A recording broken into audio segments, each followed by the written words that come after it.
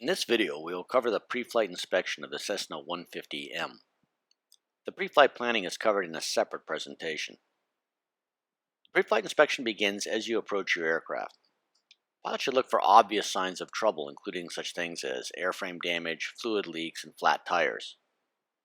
Once you arrive at the aircraft, the company-authorized pre-flight checklist should be used to guide you through the process of ensuring your aircraft is safe for flight. The inspection begins with a check of the cockpit and then proceeds in a counterclockwise direction around the aircraft. The cockpit check begins by ensuring the satellite tracking device is on and the tracking has been activated. Up to 10 minutes may be required for the initial data to be transmitted, so it is important to start the process as early as possible prior to your departure. Details on the use of the tracking device will be provided during your checkout.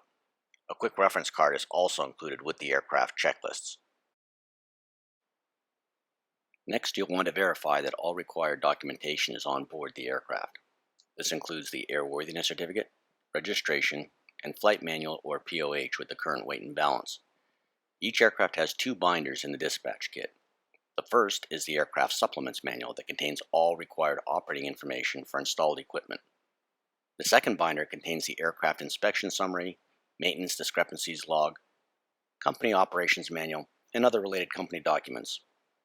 It is critical that pilots routinely check the aircraft inspection summary record to be certain that no required inspections are overflown during the rental period. That is the pilot's responsibility. Once the documentation check is complete, remove the control lock and any external covers, such as cowl plugs and pitot tube cover. Also, verify that the rudder gust lock is removed. After ensuring the ignition switch is off and the key is removed, turn the battery master switch on. Be sure to leave the alternator side of the split master switch off. Listen for the sound of the turn coordinator gyro spooling up. Note the fuel quantity indicated on the left and right gauges.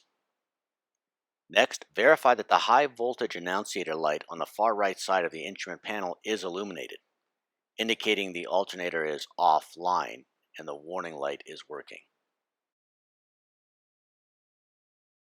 The next step is to test all exterior lighting on the aircraft. All TimeBuildUSA aircraft will have standard navigation lights, a tail beacon, and a landing light.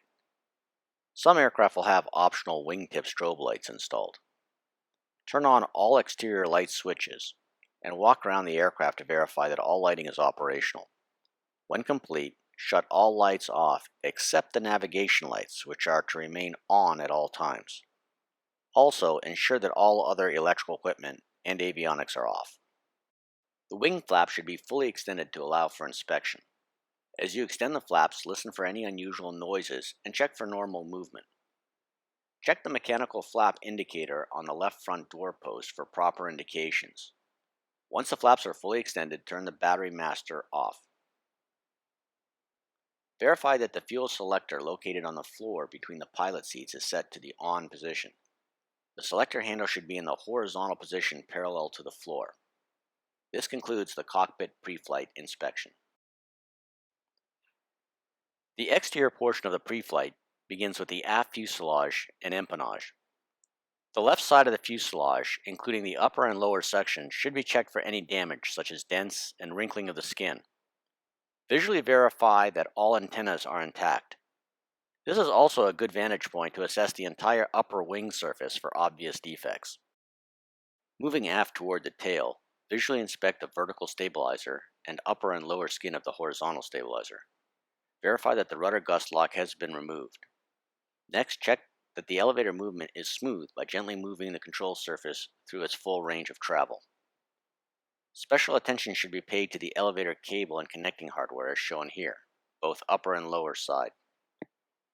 The elevator trim tab is attached to the trailing edge of the right elevator. Care should be taken not to hold the elevator by the tab when moving the elevator. The trim tab hinge should be inspected along with the connecting rod located underneath the tab. The rudder should be checked for freedom of movement. Be certain to avoid moving the rudder with the trim tab.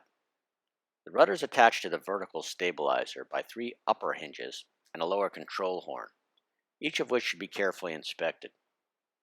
Visually inspect the rudder control cables and hardware for security. For aircraft equipped with VOR receivers, the navigation antenna is typically mounted at the top of the vertical stabilizer as shown here. To complete the empennage preflight, undo the tail tie-down and check the right side of the fuselage as you did with the left.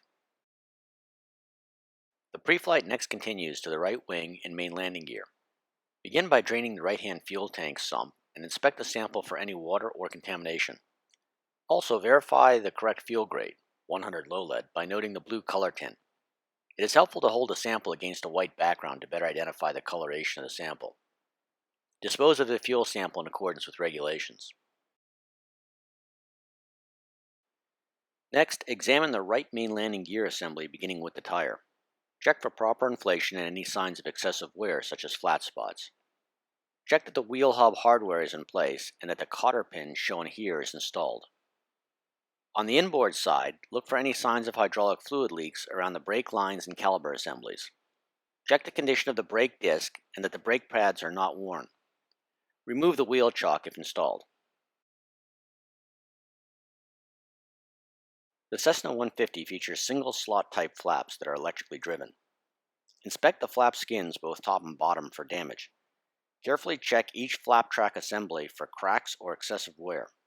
Verify that the tracks and the rollers are clear of debris. Finally, check the flap push rod for security. A slight amount of rotational play in the push rod is normal.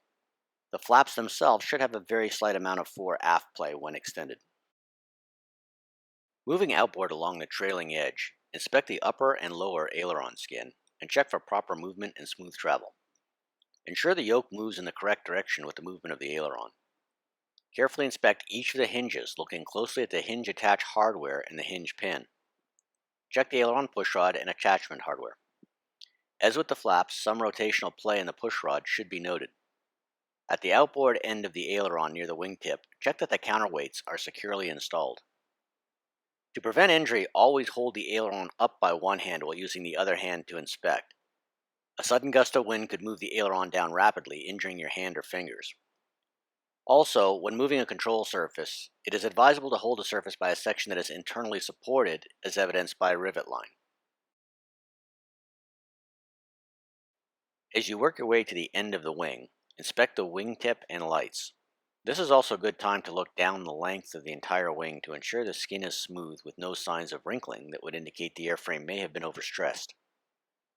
Also, check the leading edge of the wing for damage.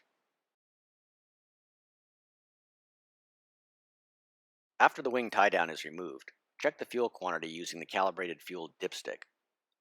Sticking the fuel tank is the only reliable way to measure fuel quantity.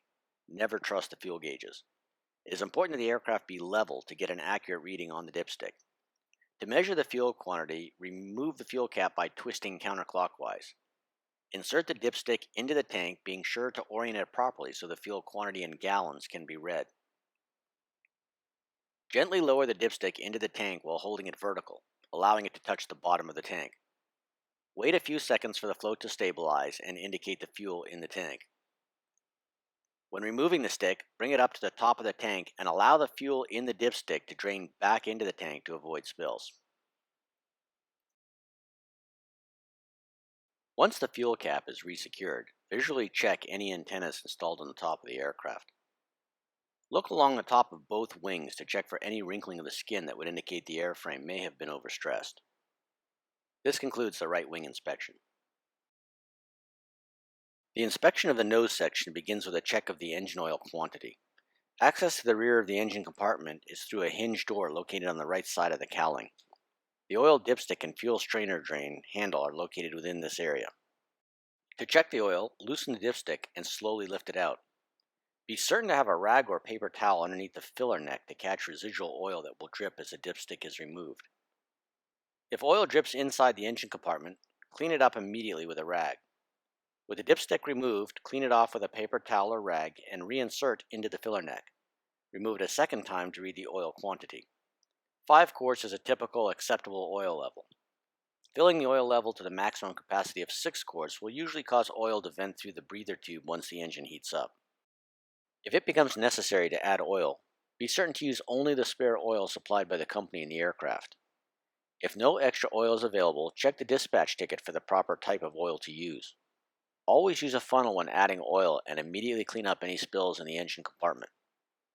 An oil service kit is included in the rear baggage area that contains spare oil, rags, and a funnel. Reinsert the dipstick and check to be sure it is secure. Next, drain the fuel strainer by pulling up on the spring-loaded handle. Be prepared to catch the fuel sample that will exit through a small tube on the bottom of the cowl. Allow the handle to spring back to the closed position.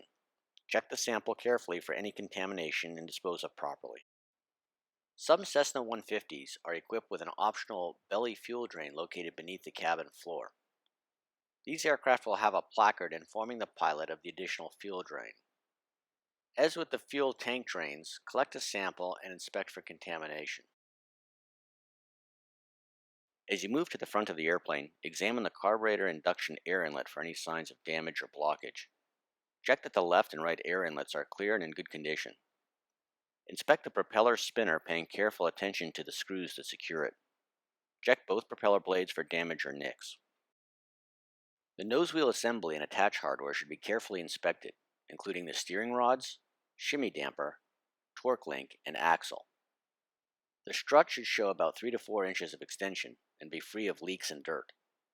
The nose wheel tires should be assessed for proper inflation and overall condition. Remove the nose wheel chock if installed.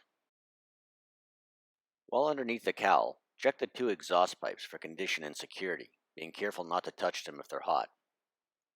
Check under the cowl and belly for any signs of excessive oil streaking. The last item to check on the nose is the static port, which is located on the left side of the fuselage, just forward of the pilot's door. Be certain it is free of obstruction by visually inspecting. The final portion of the pre-flight inspection covers the left wing.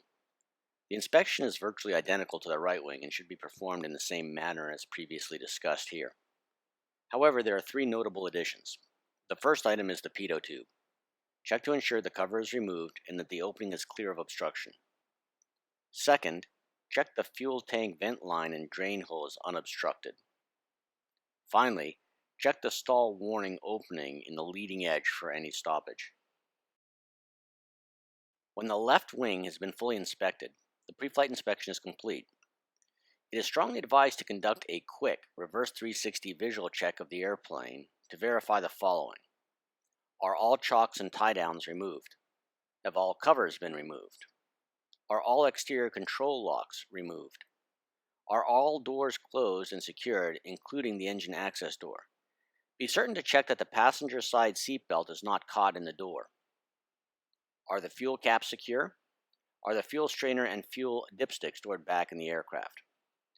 With the reverse 360 check done, the pre-flight is complete. This has been a presentation of TimeBuildUSA. TimeBuildUSA offers exceptionally clean late model Cessna 150 aircraft to pilots for extended rental periods. Now you can have access to your own aircraft for days or weeks at a time. Visit us online at TimeBuildUSA.com.